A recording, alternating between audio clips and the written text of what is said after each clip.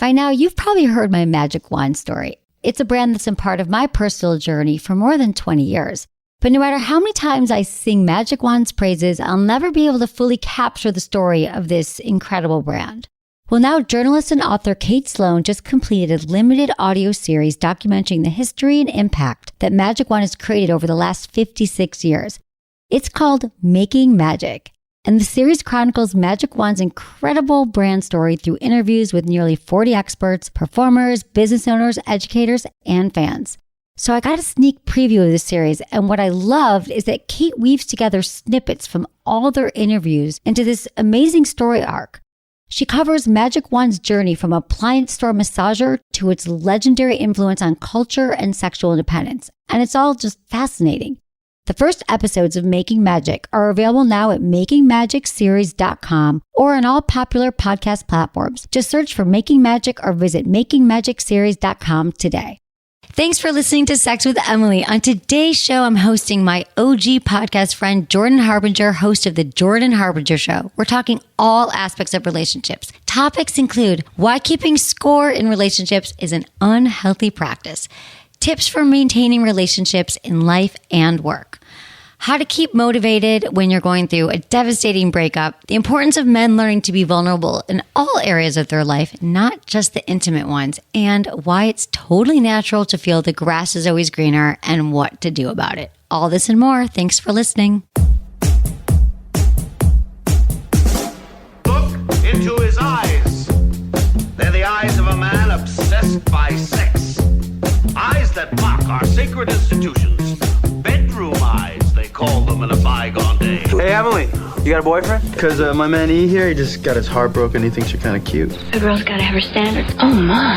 Do women know about shrinkage? Isn't it common knowledge? What do you mean, like laundry? It shrinks? Can we not talk about sex so much? Are you kidding me? Oh my God, it feels so good. Being bad feels pretty good. But you know, Emily's not the kind of girl you just play with. You're listening to Sex with Emily. We're talking about sex, relationships, and everything in between. For more information, check out everything we have going on at sexwithemily.com because there's a lot. Right, Jamie? Jamie's here to tell you about it because she makes it all happen. Yes, there is a lot going on. She manages it all. We've got a lot of great writers on the site. Go ahead.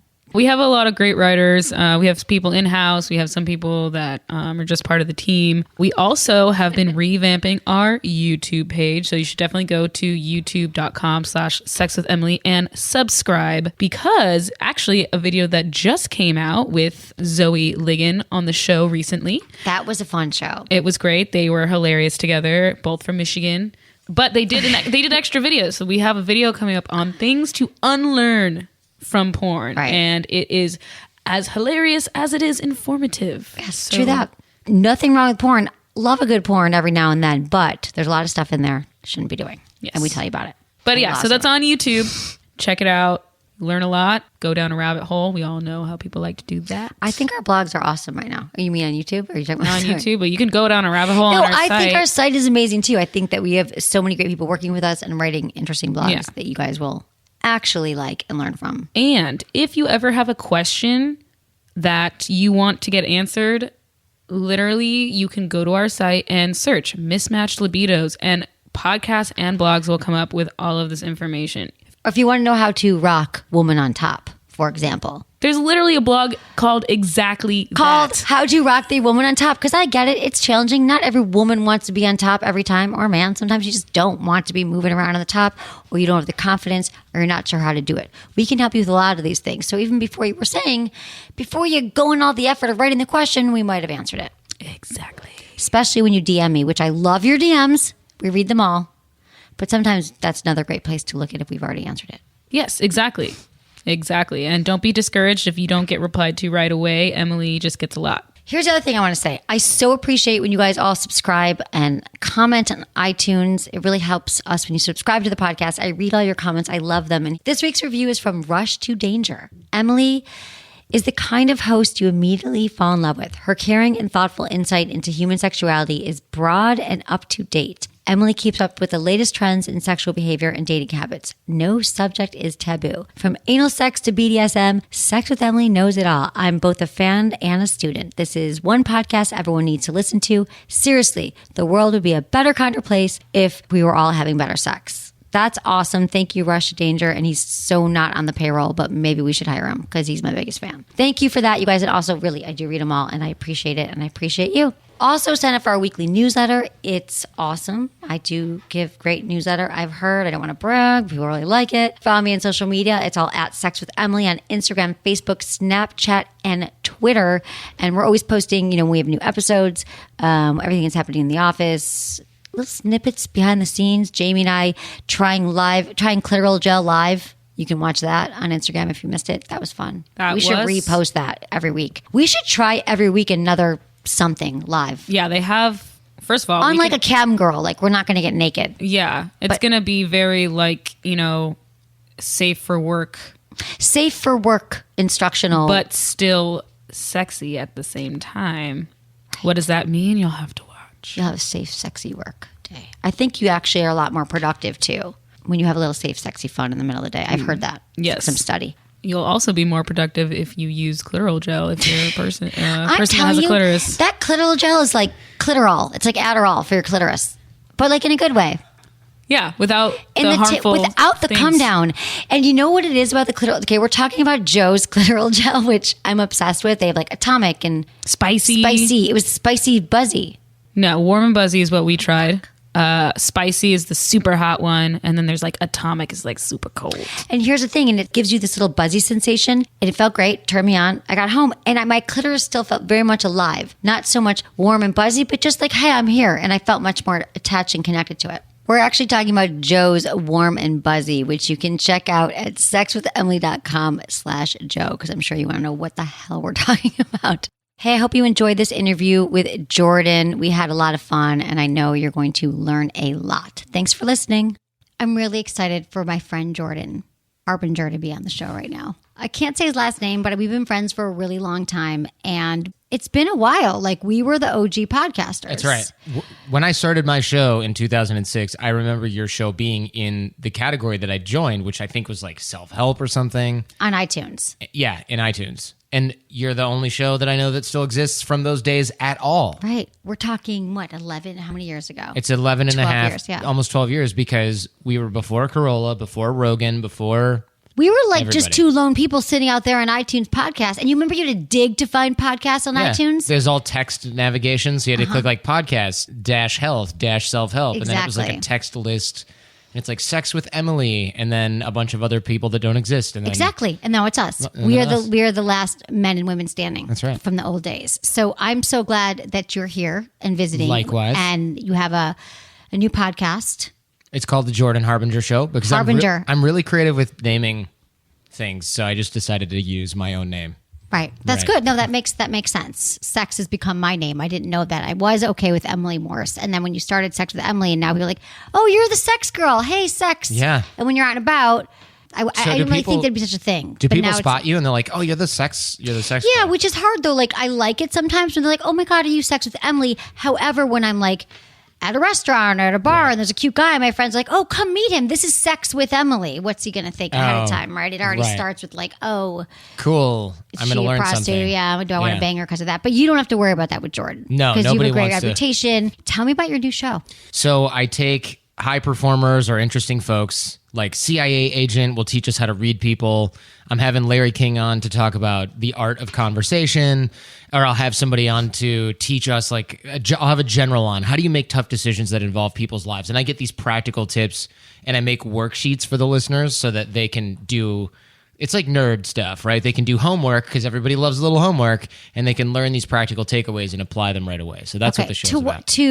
To being better performers in all area of life. Yeah, pretty much anything. But let's talk about the relationship thing, because people don't really understand the philosophy that you have behind building relationships, keeping relationships, keeping it strong. I mean, I've always been about my friends and keeping up networks. Like I always like to say, like I've never burned any bridges. I'm friends with most people I've ever worked for, have worked for me. I understand. I don't know. It was just like this innate thing. And I think I can't handle anxiety and stress around relationships. So I try to You have anxiety and stress around other things. Exactly, but not enough. relationship. I have it around myself.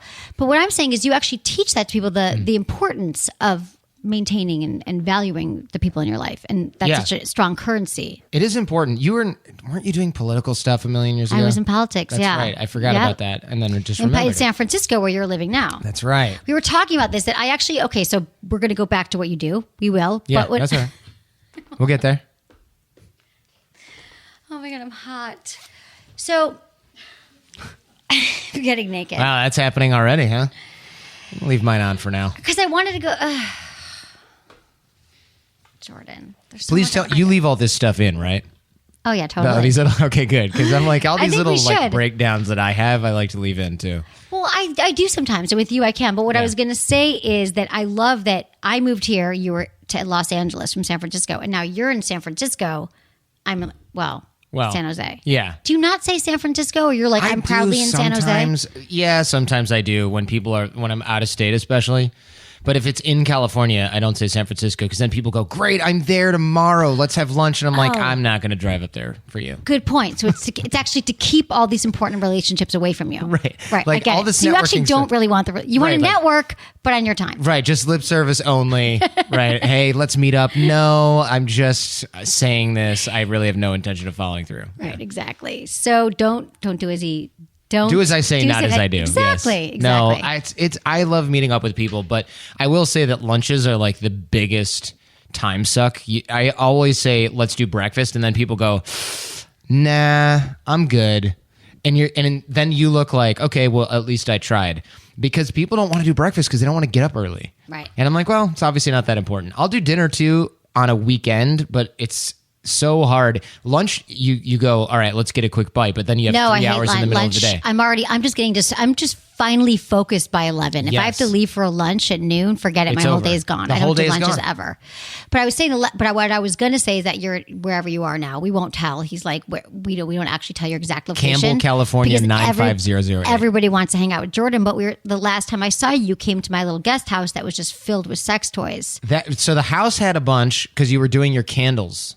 Yes, my That was the candle line, new- which I don't have anymore, but correct. Right. I love them. Love So we the don't candles. have to talk about the candles. Nope. But they were good at the time for other reasons. And then you're like, oh, hey, I want to give you some stuff. So we walked back to was it a storage unit? It or was like my garage. The garage, right. And we opened the garage and I'm like, wow, a car won't fit in here because there's like cases of lube and condoms that may or may not be expired. But you're like, hey, use all these in the next week because there's 20 million in there. And then it was like, things that inflate, things that deflate, things that inflate other things, if you know what I mean. Yeah. And like pumps and various I think I liquids. gave you some Liberator stuff. I gave you a spreader bar. Yeah, and I went back and I was like, we got to try all You're going this. to Vegas, I think. Oh, I yeah. gave you a Vegas care package because you had just started dating your now wife. Yes, that's right. And I used really it. wanted it to be a special time. And we were like, oh, we're going to make a video. And then we used all this stuff and we're like, we cannot be on a video with all of this stuff. I think you promised me content and reviews if I gave you all that Totally stuff. chickened out. You still owe me feel bad content about and it. reviews. Still feel bad about So it. now that we're caught up, I was just going to say that's the last time we saw each other. Now you're in the Bay Area, wherever Yeah. you are. And I haven't been avoiding you just because I didn't make the video, but it's probably a subconscious thing where I was like, I didn't make that video. And I feel guilty about it. But can we talk? Okay, so let's go Yeah. back to relationships, Yeah. managing relationships. Because, like I said, I've always tried to keep up relationships. I don't like burning bridges. But Yeah. let's talk about it as because there are things that come in my head. I think, oh, I didn't email that person back, or I wonder if they've got. I make up stories. Yeah. People are like, they're just happy to hear from me. Like I hadn't heard from you in a while. I'm like, I have nothing weird. I wasn't like, I'll answer his call, but where's the review about the Right, spreader right. bar, Jordan? I was happy to hear from you. Right. We do make up stories in our own head about relationships. And now I've got systems in place where I don't have to worry about that anymore. So Tell me how. I've got this. Have you ever heard of Contactually? It's like this piece of software that plugs into Gmail. It goes through all your contacts and you do this little bucket game where it's like the name floats by and it's like Emily Morse and it's like push W for 90 days, push X for 10 days, push G for 6 months. And then every allotted time that you put the person in the bucket, it'll remind you and send you an email and be like, you haven't talked with Emily for 3 months. You should reach out. And you're like, oh, okay. And a lot of people say, oh, that's cheating. But I'm like, look, if you know 1,000 people in your Yeah. like sex and broadcasting and showbiz in LA, you can't be expected to remember all these people. It's not realistic.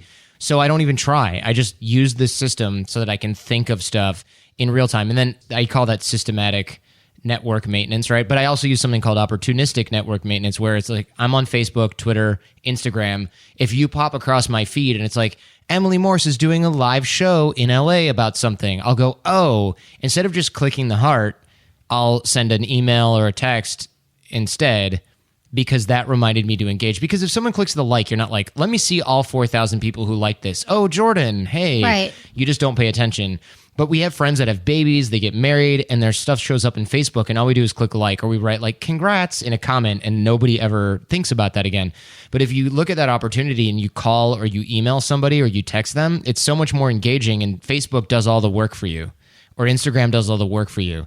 And so contactually will remind me on a set amount of time, and then social media will remind me on like seemingly random amounts of time, and usually with big news, right? Because if someone has a baby, it gets like 1,000 likes, or if they get married, it's like 1,000. So instead of just joining that pool of people clicking like or commenting, I will engage more deeply with like a text, email, or phone call. So why is this important though? Relationships It's important overall. because a lot of people think, oh, I know so many people that could help with this thing, or I know so many people that I need to get in touch with, but I don't have time. And then when they need something, they're like, say they're launching a line of books or something, or candles, just hypothetically, right? Then they have to call people and go, all right, I have this thing that I need. And I don't mind doing that for my friends because I'm in business and you're in business. It's like not a big deal. But for some people, they're like, well, I haven't heard from you in 3 years, so why should I do this? You only call me, or maybe you called them 5 times, they never called you back. And then when they need something, and you know how you feel about those people, you're like, oh, this is just like a user. Right. So if you keep in regular touch with people, then it's not awkward to reach out and ask for something because you've been in touch with them for a long time. So whenever people go, oh, Jordan, you have to restart your show, you're rebooting your business or something, is it embarrassing to reach out to people that you haven't talked to? And it's like, well, no, because the longest period I haven't talked with somebody is probably like 6 months or a year at most. Mm-hmm. Except for me, but that was because that was the sex that you felt bad. Like I wanted to no, make sex that's not tape. the real No, reason. but I get it. I get it. But I do have that excuse though with people. There's a lot of people that I love, that I care for, business and personally, but I'm like, oh, but there's no time. I don't really have a commute. When can I call them? When can I be in touch with them? So I think men are a little more equipped at like women, we get on the phone, we talk for hours. Yeah, guys need systems, especially, I think. Maybe women do too, and it's a different type of thing. But for me, I love talking on the phone too, and I love catching up with people. But before I had my systems, it was always totally random. So one of the reasons that I probably hadn't reached out in a while was because I didn't have my stuff in place until the last few years, and then it was like, oh, I didn't have a bucket or whatever. So now whenever I meet or talk to old friends or see them on Facebook, I'm like, oh, I got to add this person. So my whole to-do list is like, Emily Morse, 90 days. And it's I'll like, hear from you in 90 days. or Again, more now. often, hopefully. But yeah. I would love it. Okay, so Jordan, we talked because you were with the Art of Charm. Yeah, for I a long started the time. Art of Charm, Okay. and the Art of Charm podcast was a show I hosted for 11 years. And then I left in like a crazy dramatic, unnecessarily dramatic, I should say, split with the old company. Very sudden, totally not what we had worked out originally. And I'm like, oh my God, I'm totally screwed. I have to start over now with the Jordan Harbinger Show. I don't know what I'm going to do. And then I was like, all right, I can either give up or cry about it, or I can just try to get back on my feet and realize that I'm 11 years into like a 30 plus, or if I'm Larry King, like 85-year career in broadcasting. I always think this, but your biggest challenges are going to make you stronger. You've been through a lot lately, you know. Yeah, but that's what people say, but in the moment, it totally sucks. No, but you're going to look back on this. Oh, remember that time that whole thing happened with Art of Charm? And then you're like kicking ass and you're like, I would not be where I am had I not gone through that. I mean, I feel that way. We were talking about when I put this behind a paywall prematurely in 2011. Like I thought it was a mistake. 2010, my life was over. People will never come back. I'm so glad I tried and failed so many things because that's how I pick up and learn, just like you. But aren't you excited for that time when the mistake consequences are over and all the good stuff is already started? And Exactly. You're not there yet, but I already see it. I'm not there yet. Yeah, you need those stories, right? You need those stories. I guess you need them. They're so much nicer when they happen to other people and I learn from them, though, instead of happening to me. And I have to learn from them. It's humbling, though. How do you feel now? Do you feel like... I feel good about it. I'll tell you what, there's been several big gifts that have come from, I guess, failing hard or like being smacked hard and getting knocked off the mountaintop, so to speak. One, my compassion for other people is off the charts. So I was watching this documentary on Netflix about this guy who he'd run like a shady payday loan business and he was facing a life sentence. And I was like, yeah, shady business, but like really harsh sentence. And I actually felt bad for that guy. And I felt, you would compare it. I know. And First time? And as a guy, I'm like, what is this feeling where I feel sympathy feelings for other people that are not babies or animals? I don't understand. Yeah. Yeah. Good for you. Yeah. Evolving. I know. Okay, so Evolving here's my slowly. question for you, Jordan. So when I met you, how many, 12 years ago, Oh, you were had to doing be. more of the art of charm, which was more coming after Neil Strauss's game. Yeah. You were more of the Came pickup before artist. Neil Strauss's game, I'll have you know. Okay, But thank you yes. for clarifying. So you were helping men pick up women, how to approach, build their confidence, Right. how to be better men in certain ways, or just how to get women. It was how to initially. get women We're talking initially. 13 years. It's okay. Yeah, I was Initially, I was like, 27. what's a blowjob? Like, I wasn't the expert at the beginning. Right. I knew what a blowjob was. Lots of practice. I'd never Yeah. been to a sex party, for example, or had a threesome. So then you moved your show into more of helping. It was more, I feel like it was more men being better men, learning the skills to be better communicators, Right. building relationships, being high performers in whatever business they're in, but also teaching them more about what would you say are the main core skills that you've been in your evolution that you've been teaching men, and Yeah. then now you're actually had to put them into practice. Into practice. Yeah, let's talk about that. Yeah, so I started losing interest in all the dating stuff because it just got super played out. And it's like, how many times can I talk about starting a conversation where I'm not just repeating the same things over and over? gotcha. So I started to get really sick of that. My business partners and other people in the organization were like, no, stick with this. This is what our customers are buying. And I was kind of like, cool, I'm going to jump off the roof of my garage because I don't want to talk about this stuff anymore. Right. So I started getting bigger and bigger guests and like CEOs and business people and military people. And I was getting really interested in that stuff. And our core audience was shifting. So we were getting a lot of email from women that was like, hey, what the hell is the deal? You only have these programs for men, but I listen to your show. And a lot of folks were like, hey, can you change the name of your show? Because every time I tell my friends to listen, they always laugh at me or they're like, they don't want to learn. Oh, because Art of Charm. Because Art of Charm name was really cheesy, in my opinion, or their opinion, I should say. And then later on, in my opinion, it was like it was So not you. It was like your high school photo kept popping up. Yeah, You're it was like that's your not who I am anymore. Your high school yearbook photo, right? Yeah. And I remember having dialogue inside my company and being like, we should change this, but in the end of the day, it was my face, and it was kind of like I saw it as my decision, and my business partners had a different vision for the business. So I wanted to split off and do my own thing, and so that's what I'm doing now. And so now I'm teaching very unisex skills of learning, relationship development, networking, keeping relationships in your life, making strong friendships and connections. And that's so much more interesting to me than like, cool, to keep her interested at the bar, you got to do these 5 things. Right, when I agree. I'm married now, like soon Jen's going to be popping out some kids at some point. Right.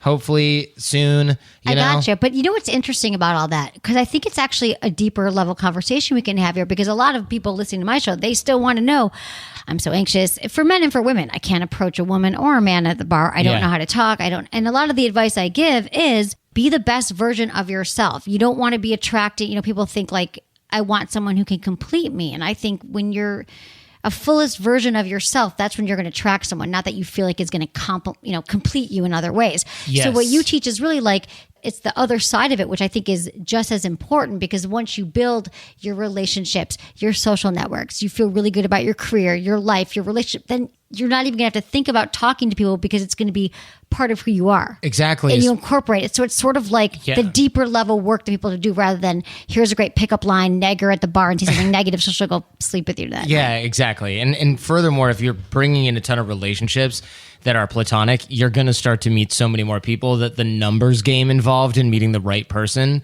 is going to be a different thing. You're going to run across them throughout the course of your life, rather than like, okay, tonight we're going to go out and try to troll for chicks or Right. dudes or whatever at the bar. And this is important because a lot of people go, I never have, a lot of high quality people say, I never have time to go out. So they go out once a month and they're like, I just feel so stupid doing this, and they don't want to do it. So do you have a better chance of meeting someone throughout your daily life, doing what you're doing best, bringing relationships into your life, practicing what you preach, and really, like you said, being the best version of yourself, or the one night at the bar where they go out because their friend finally made them go out and then they're shy too? It's like two Right. needles in a haystack trying to Exactly. find each other. It's like, what are you? No wonder people don't meet their wife at the bar 99% of the Right. time. They meet it through or significant other through a social circle. And the way to do that is to continually grow that circle. So Right.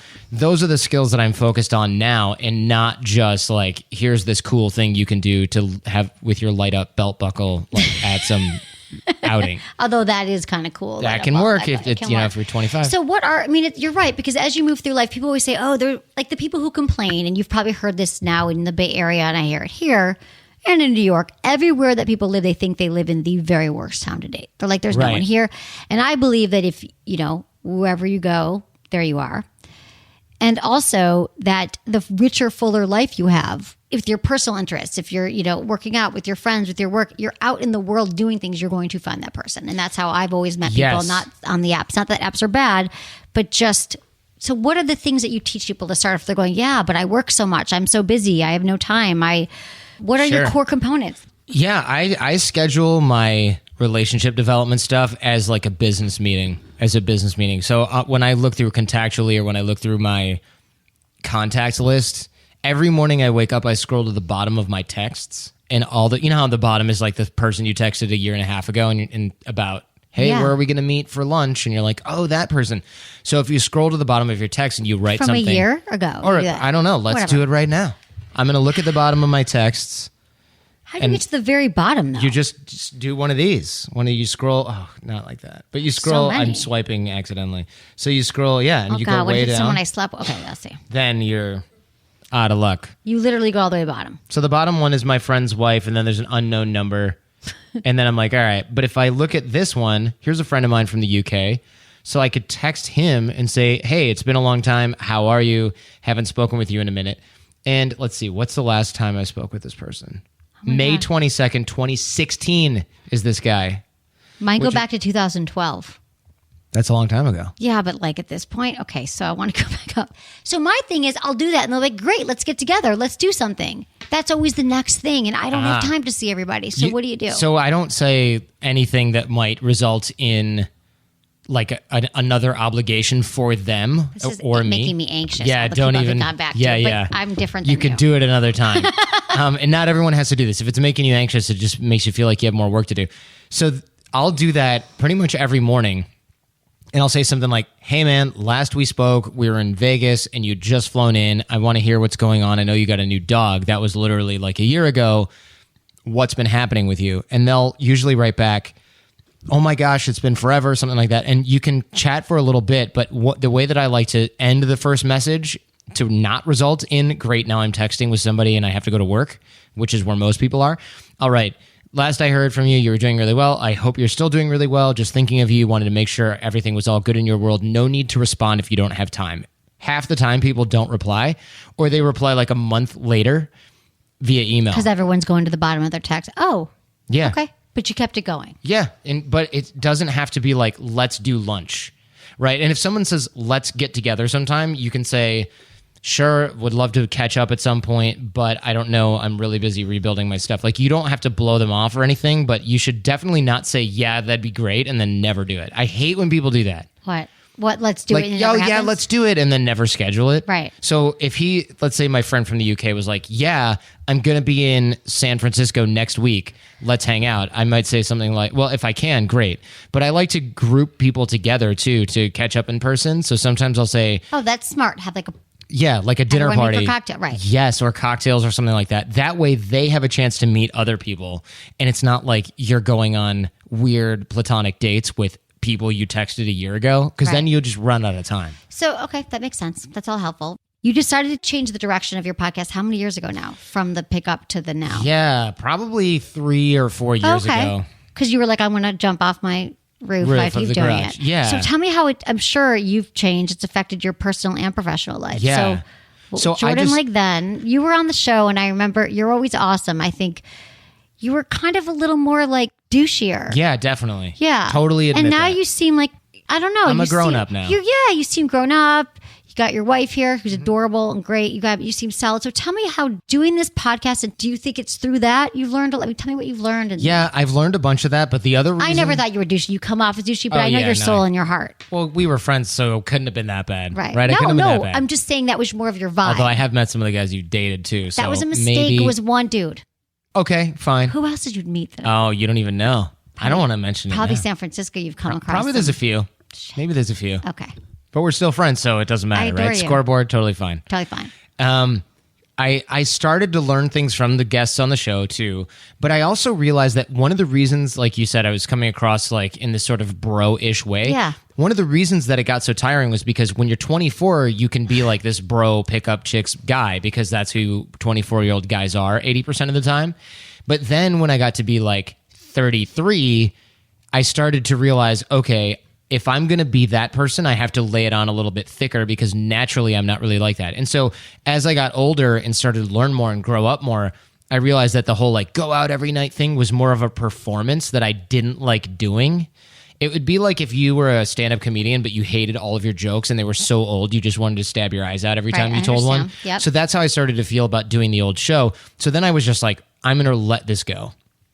I'm just not even going to try to shoehorn dating into the show. But the problem was the name was still The Art of Charm. So there was this tension between me and my business partners about like, where's the show going versus like, where's my head at? Right. And so that was the difference in vision that eventually split the company, in my opinion. What do you think are the skills that men still really need to learn? And in personal relationships. Like Yeah. how has it affected like men have such a hard time with vulnerability, with communication, with empathy, or just men and women understanding each other. Like, Totally understand that. Yeah, well, let me give you a real life example. Please. So when the company split, I found myself sort of on the outside, not sort of, I found myself on the outside of The Art of Charm. We did not follow through with the negotiated deal, so I basically had nothing, but my whole team came with me. That was really cool, and that was a huge vote of confidence. And then I thought, okay, I can either reach out to no one and pretend like none of this happened and kind of keep it quiet, and maybe I'll recover in like 3 to 5 years, or I can reach out to everyone and be like, I got terminated, my team left with me, we're trying to rebuild from the ground up, we need all the help we can get. And it'll be a little bit like maybe humble pie is not the right word, but maybe it is.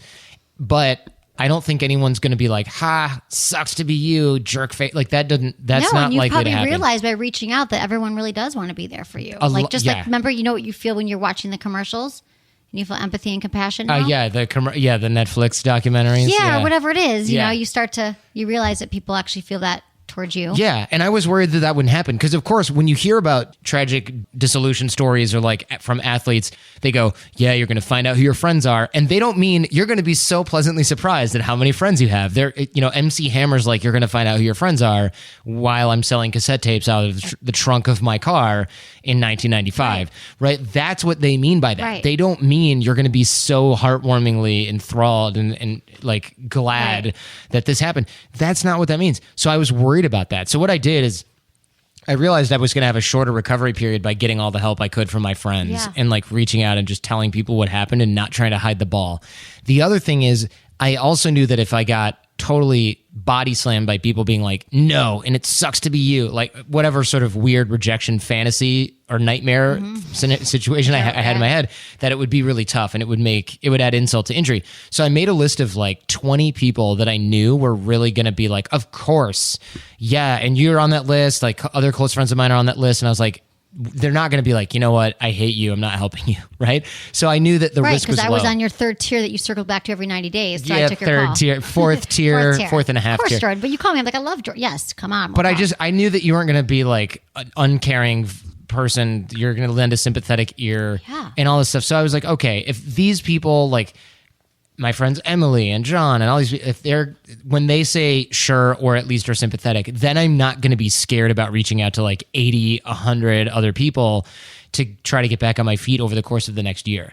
So I sort of stacked the deck in my own favor in that way. And I think guys can learn a lot about vulnerability, guys and girls for that matter, by just trying it with somebody who's going to be safer first. So if you have like a rocky relationship with your sister, don't be like, all right, here we go, Angela, we've had a rocky relationship. No, like they might not be ready for it. And then you're like, might not wow, be meeting you where you're at. That's terrible true. idea. But if you call another friend who maybe has reached out to you before on this and you kind of weren't comfortable, and then you go back and go, hey, look, totally realize that I've been emotionally unavailable and you're my closest friend and I want to change that. They might be like, great. And then you get this positive experience of feeling good about vulnerability. Right. And then if you do that enough times and then you try things with your estranged sister and then she's like, sorry, not equipped for this. You don't go, this is me, I'm broken, I can't connect with people. You go, yep, this didn't work with her, but it worked with these other 8 people. And that's because it's not me, it's her. Right, exactly. And that's important for people because especially guys, when we're vulnerable and it doesn't work for us, we're like never doing that shit again. Never opening ever. up, exactly. And you could be shut down for life. Yeah, for life. Until you take like some woman can like pry your heart open. Right. Kind of like try and try. Well, you know this more than anybody probably due to the line of work that you're in. When guys or women for that matter get cheated on or something and then they're like, I don't know how I can ever date again. Yeah. You don't go, no, it's cool. Let's go meet some total like D-bag dudes at a bar or like get on Tinder and hook up with guys that are never going going to cheat on you. And how do you reframe that? Have you had therapy and stuff? Have you worked through stuff in a clinical setting? I have, but not this stuff. In the past, yeah. And it was super useful. And I totally resisted it because I was like, therapy is for crazy people. Yeah, you're insane. Someone will think you're insane right. if they find out. But so many close friends of mine were like, no, I love therapy. This is really good. Here's somebody you should go to. And I went to a therapist just to find out like, oh, I'm not crazy. No. Other people are fine and I'm not crazy. And this is this weird thing that I've put myself in. And so it resulted in me being like overworked, which resulted in me feeling stressed out and sad. And that's not how your whole life is supposed to be. And I needed this woman therapist to just like tell me this. Right. You didn't just be like, you're okay. That's kind of what a lot of things that I do on the show is really about.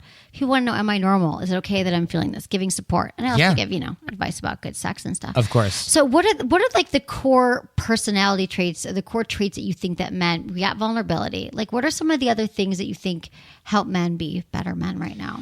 That I know you talk about a lot of different. Yeah. I think the vulnerability thing is of course key. I also advise. Personal and professional lives, Yeah, absolutely. I think that there's something to be gained by talking with your boss and saying, look, sometimes when I work on these projects, I don't feel like I'm really wowing everyone. And you might have a boss that goes, nope, that's ridiculous. You're way too hard on yourself and everyone knows it. And this is just another example of that. Or he might go, he or she might say, yeah, well, I was going to bring this up in a performance review, but now's as good of a time as any. Sometimes people feel like you're aloof and checked out or whatever. I mean, you can get feedback from people by asking for it. Here's what a lot of men and women don't realize. That feedback, that feeling of maybe your boss says, yeah, you're aloof and checked out, that feeling exists whether you ask about it or not, right? So you might as well get the feedback early and be able to improve because I think in our heads we kind of realize, well, as long as I don't know about it, it doesn't exist. Right. So as long as I don't ask for negative feedback, I won't get it, which means I'm doing a great job. And of course, now that when I articulate it like that, that's ridiculous. Right. So people are thinking, well, I don't want to ask how my relationship with this woman is going because if she has a problem with it, then it becomes a problem. No, the problem is already there. You can only solve it if you actually know about it. So people are afraid to be vulnerable because they feel like they're opening a box. Right. But if there's an explosive in a box, it's going to cause it's going to explode damage. Anyway. You Yes. might as well talk sooner. The sooner the better that you talk about. Exactly. But guys, we don't need so much of what I talk about. Yeah, we don't. Communication is lubrication. We don't know I like how that. to. Oh, it's up there. Oh no, yeah, communication. Yeah. You like that? You can borrow it. Communication is lubrication. Yeah, don't you feel like the better? Like, how's your your personal life too? Talking about sex. Yeah, you are almost set. You almost went, and then you were like, "I'm going to reel it back 1%." To say what? Because my wife's in there. You were like, I know. I love that you're married. It's good. I like it. But I'll tell you, You were flipped over her too when you met. I remember. that's true. That's why we still were flipped. That's so good. Still flipping. I love it. Right, Jen? You seem happy. She's like, no. She's like, yeah.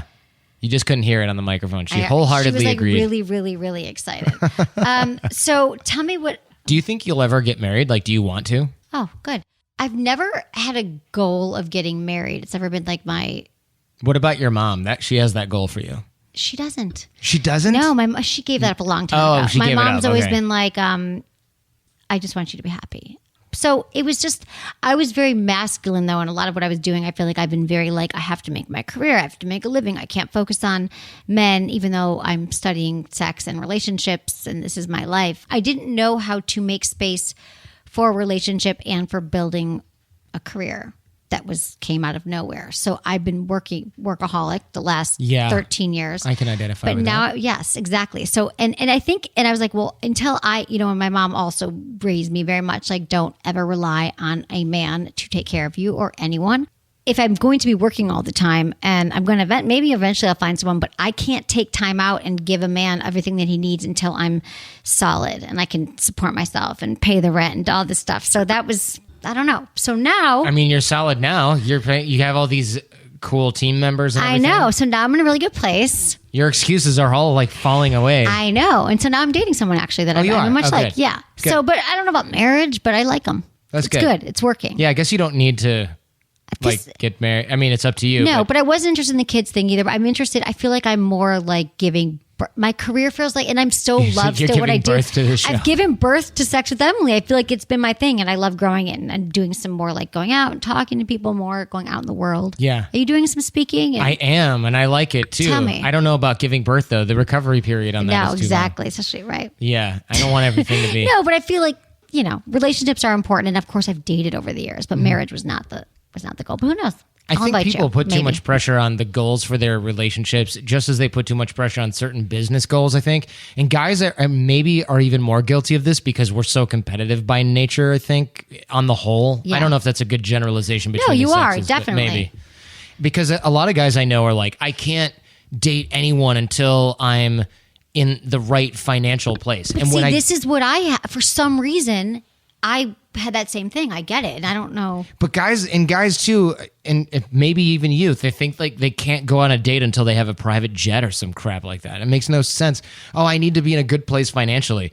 What does that even mean? And then you ask them and they don't even know. They're like, oh, I want to have 7 figures in annual revenue. And I'm like, that is the dumbest thing in the world. No, it is. And for me, I understand why men think though, because men are so connected to, they feel very emasculated if they don't have the career, the money. Like if men lose a job or they're anxious, I'm glad you're married and have support right now. Because if you had gone through this alone, like it would have been hard. Oh God, I can't even imagine. No, it's true. So when men feel challenged around money, work, job, they don't want to have sex. They have challenges in their relationships, like because it's so tied into your biology. It's like evolutionary psychology. You can't go out and you can't drag the woman back to the cave. You can't kill the boars. That's right. Because if you can't provide as a guy, you feel super emasculated. Right. And for me, it was more like, it takes me a long time to get things done and focus. And I just was like, there's a lot going on and I think I can't.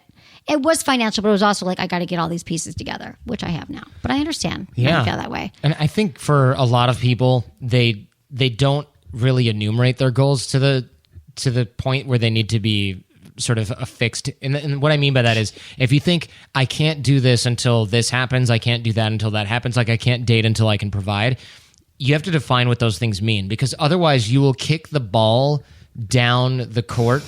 To butcher this metaphor, you'll kick it down so far that you will never do the other things because you'll start building fear around, well, I don't know. Am I there yet? I don't know. And you'll never feel like you're there. And you will just keep moving the goalposts until there's no possibility. It's very true. So how do you, because that is so true. And even though I've studied this for years, like meditation, 25 years ago when I started that, it's like the whole Buddhist principle too, is like, you can't think like once I get the car, the job, the home, the wife, the thing, then I'll be happy. Then I'll be content. Right. But we all do set up those goalposts and keep moving them. We keep raising the bar higher and higher, which I'm sure this is very something that a lot of business people go through. So how have you worked through that? What's your advice for that? For setting goals that are realistic and to keep moving forward? It's less about setting the realistic goals than it is about digging the well before you're thirsty. So like with relationships, for example, you have to have those in place before you need them. Just like if you decide that if you suddenly and erroneously decide that you're going to be happy when you have $1 million a year in revenue, you realize, wait a minute, maybe this is never going to happen. These goalposts are going to continually move. So the awareness of that idea lets you go, well, wait a minute. that's not what I can be happy before that and still hustle and still work. But if you wait and you make yourself miserable until you've achieved these moving goalposts, you will literally never actually be able to do that. And you'll never allow yourself to be happy and content. And I think a lot of people are afraid to let themselves be happy because they feel like it's going to cut off their motivation. Yep. But really, you don't need to motivate yourself by making yourself miserable. It's just the way that we're mostly used to doing it. Exactly. Especially us like growing up in Michigan where our parents are probably workaholics. Yeah. We're like, oh, they were miserable until they retired. That's how it's supposed to be. Exactly. I had another friend on the show from Michigan the other day, or no, I was on their show, but she was saying it's the same. It's that Michigan mentality that you have to keep working, or it's going to fall apart. Exactly. It is that drive. But also, I realize that I'm doing that with anxiety and stress. It's like, if I don't stress about things and get anxious, it won't be successful. Or if it isn't really hard, it won't be successful. Yeah, when so you right now I'm yourself. focusing on, and I've been focusing on things being more effortless because actually I've been doing this a long time. But there's a certain mentality that you have to keep going. And you're right, it doesn't work. Yeah, you'll drive yourself crazy. Or beyond crazy, or you'll have anxiety. I mean, I remember staying up all night, and Jen's like, "What's the problem? What are you worried about?" And I'm like, "I don't even know. I don't know. I just feel like I have to worry because then when I worry, it means that I'm making this so bad that this is the path I'm supposed to take. It's supposed to be really hard and really shitty, and I'm supposed to hate it. Right. No. So how have you been able to switch that? Do you think having a partner, having a partner to keep maturity, you grounded for sure helps. The other thing is realizing that you are able to set your own. This sounds like metaphysical, and I hate stuff like that. But you're able to set up your own level of success and what it means to be happy for you doesn't have to compete with the idea of being successful. And that took me like a decade and change to internalize. Say it again. So being successful and being happy does not have to mean that you're no longer motivated to keep moving forward. And a lot of people think they have to stay motivated by specifically making themselves miserable or beating themselves up or setting up. Having unrealistic expectations. Yeah, or not celebrating any victories at all. And I'm still guilty of this. People are like, oh, cool, 1.4 million downloads for your show in the first month. And I'm like, no, I need like 5 times more than that to be happy. And they're like, why? And I'm like, I don't know. Dude, I'm so proud of you. I was thinking that too, but I get it. It's very, very hard to celebrate the small wins. And I think that I've even just glossed over them. And people are like, congratulations, Emily. You're so successful. And it's really hard to take it in. Yeah. It's hard to feel it. You're like, because I saw your show a while ago in the top 100, not a while ago, like weeks ago after we had just talked and you were in the top 100. And I was like, wow, after 11 and a half years, you're still popping in. 13 years. Sorry, that was me, 11 and a half years. You were around before that. 13 years, you're still popping in the top 50, then top 100. That's like impossible.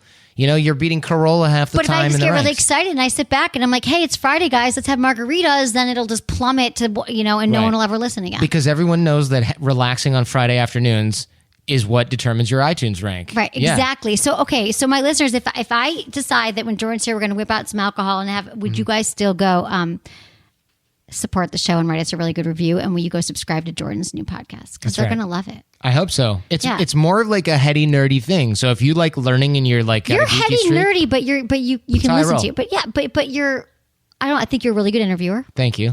I appreciate it. And you bring in good guests. I do. So I wouldn't say heady. I'd say it's like life skills. I want to have you give advice on my show at some point because people ask me stuff. It's not going to be sex stuff most likely because I think people are embarrassed to write that stuff to me. And they know I just have no chance of giving them good sex advice. But I can. But you can. But I think relationship advice and things like that people write in with would be really fun. Of course, I would love to do that. Yeah. That would be fun. Like we used to do in my garage, you said. That's right, in your garage. But you said you came over and we recorded spots. We did. Yeah, we did a lot of that. Time. And this wouldn't be a complete show if you didn't have some kind of sex paraphernalia with a penis logo on the table. This is a wet head. So this is, I'm going to give you some of this. Sure. So it's dry mouth spray that you spray in it. Oh, it goes in your mouth. Yeah. So That was not what I thought that was for. Yeah. So make sure you don't have any of that. Can I try that? Please do. Strawberry. Is this one of your sponsors?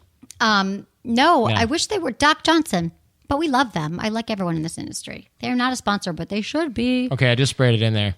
I was waiting for you to go like, just kidding, it's lube. You're so gross, Jordan. Wait till you see what I'm gonna give you today. How's your sex life? Do you guys want anything fun? Like anything you've been needing? You probably don't. Jen, what do we need? Why is Jen so quiet? Jen. She probably ran away the first time she thought I was going to put her on the microphone. Okay, well then I'm going to ask you some questions. I'm going to ask you my 5 quickie questions that I ask every guest. Let's do it. Your biggest turn on. Biggest turn on? These aren't that quick, are they?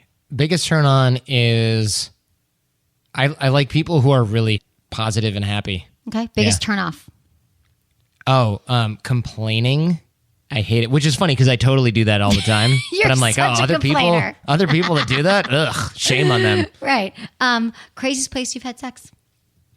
In college, there's these little library places where nerds can read books. I went to Michigan. Oh, Same the Stacks. place. The Stacks. Yeah. Yeah. You had sex in the Stacks? Everybody wanted to, and I was like, I'm going to do this. I studied before the law it's illegal. library. You did? Yeah. Where in the law undergrad. library? I didn't have sex in the law library. Oh. I studied in the law library. Oh, okay. And then you went to law school. You went to undergrad and graduate at Michigan. Right. That's what I was like, where in the law library did you do that and not get caught? Those vending machines downstairs. I don't know. I'm trying to think if I didn't have sex down there, but I Oh. met some nice guys. Okay, I so bet. what does intimacy mean to It you? means being able to, back to the vulnerability thing, being able to share the things that you think make you look bad and still not worrying about the other person judging you about that. You've got to let a lot of that go. Yeah, you gotta let that stuff go. Because I think a lot of guys in relationships, they say things like, I'm afraid to tell my wife this. And it's like this totally So let's talk really Yeah. quickly, though, Yeah. because this is mostly, we're going to answer some emails now. You guys are going to answer your questions. But people are so, I mean, this is the big thing. In a relationship, we're so afraid to talk to our partners about just about everything, that they're going to judge us, they're going to leave us. And I just feel like there's so much freedom in saying the things that you think you cannot say, even if it comes out in a way that you think, oh, it wasn't the most articulate, but don't you think you've learned this? Saying everything? And you have to do that because everybody has these little things these vulnerabilities. If you don't share yours, the other person might feel like they can't share theirs because either you don't have them or they think, oh, well, he doesn't share that with me, so I shouldn't share that with him. Right. And you end up with a little wall inside your relationship, Right. and it's really unhealthy. And you get so much closer when you do. Definitely. I love it. Okay, we're going to give a shout out to our sponsors, which we love our sponsors. Jordan loves them too. Wait to see what you're going to get when you leave here, and we'll be right back.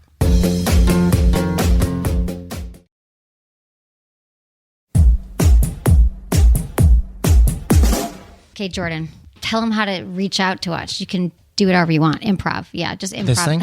Pause, smiley face, smiley face. Now we're on to emails. Like that? Yeah. Oh, okay. But I can do it again. Do whatever. No, I love it. Oh, okay. Do it yourself, however you feel good. Now we're on to the emails. Have a question you'd like Emily to answer on the show? She obviously loves that. And we've made it super easy to ask Emily a question. Use the option that's easiest for you.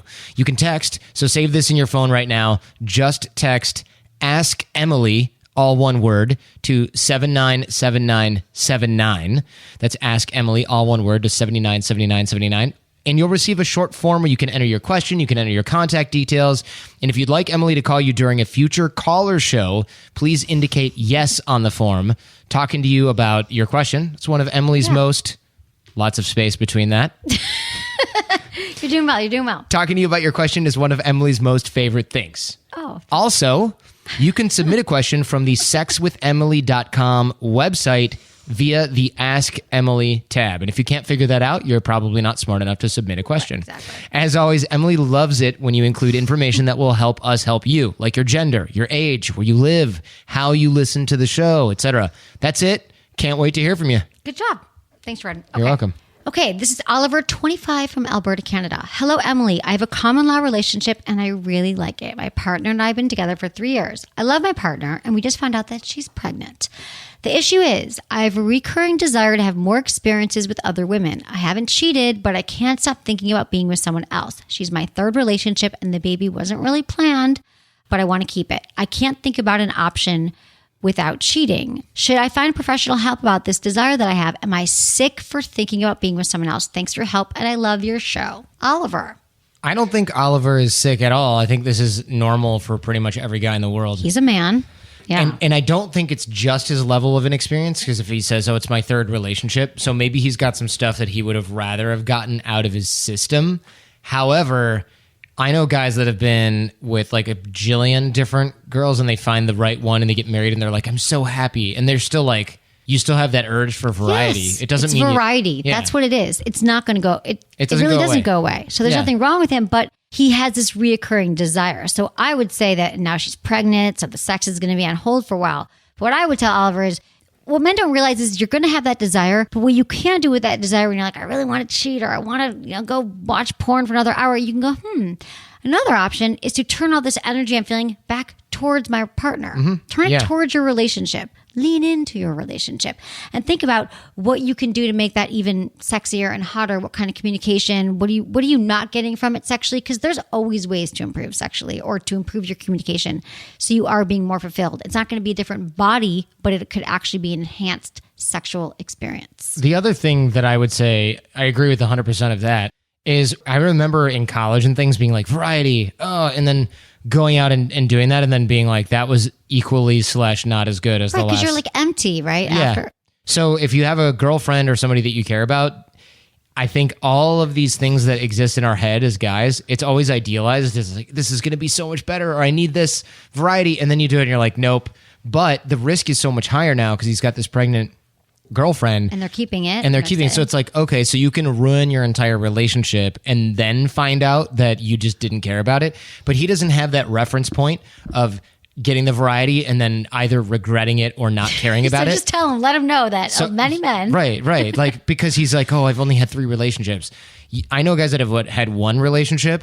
I guarantee you they're equally as happy as somebody who's had like 50 relationships with 50 supermodels and then married 1 and still has the desire for variety, or somebody who's still playing the field. You're all equally happy. You just think that the grass is greener because we're wired in this way to like keep spreading our DNA everywhere. Right. And it's just a freaking illusion. You are wired that way. It's the same exact thing. And it's so true. It's not like you're ever done with chocolate, for example. Like I've had enough chocolate for my life. Dating or desserts. Dating is the same way. I don't think, and women too feel this way. I don't think we're ever like, I'm fully satiated. I got that whole get it out of your system thing. Yeah. It's an illusion. Exist. It is an illusion that doesn't really exist, nor does it satisfy anybody. Good call on the chocolate. You know, when you eat dessert and you're like, okay, I'm not eating sweet stuff again because this made me feel like crap. And then a week later, you're like, housing ice cream. And you're Exactly. like, wait a minute, I wasn't going to do this. Because it's all just an emotional decision. Right. So all the things Oliver's feeling is straight up just emotional decisions that your brain, your lizard brain, is like, spread that DNA. So if he's really feeling like, oh my God, I got to have variety, just go like whack it or something, man. Yeah. Get it done. Knock it out. Her. Exactly. Or have your girlfriend deal with that. Whack with, you guys can whack down. it together. Watch some porn together. That's right. I'm really into porn watching together. Do you guys ever do that? Yeah. It's good times. Less so now, but we definitely had before. Maybe tonight. There you go. Are you guys staying in a hotel? No, we're going home tonight. Going back? Yeah. Okay, because vacation sex. Getting outside your house sex. I'm telling you, vacation. You're onto something with vacation sex. Yeah. Last time I saw you were going on vacation. That's when we housed up your car with the... That's right. We had to we couldn't even fit it all in the trunk. I know, it was amazing. Trevor, 22, Wisconsin. Hey, Emily, I love the show. My ex/girlfriend, I know, not a super clean situation, and I've dated for roughly 5+ years long distance, on and off, mostly on. I just graduated college and moved back home, and our dynamic has changed. Things have gotten weird. We've both messed up in our own separate ways since living near each other again. She's flirted with another guy around me, and I got caught snooping through her social media. We both know we've messed up and are sorry about it, but it's tough to forgive these things. I just don't know how to proceed. Since we both live at our parents' houses, the dynamic is tough. Ideally, I want things to work out for us, but I know life isn't a romantic movie. Do you have any advice on how to proceed to, at the very least, make amends? Keep up the great work with the show.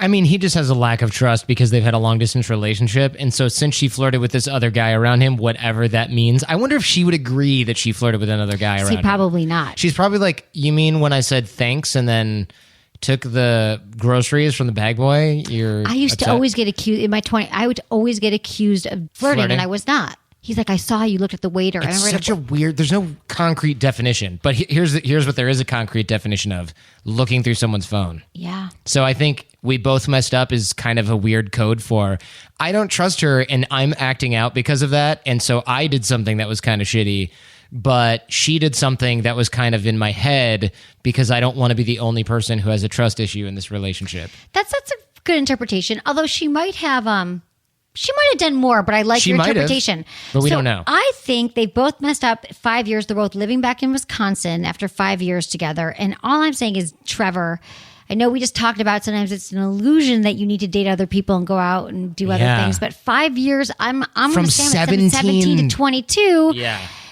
There might need to be a little bit of break too. I think that that's really, really healthy that you're already in this back and forth and there's so much drama and we change so much from age 17 to 22.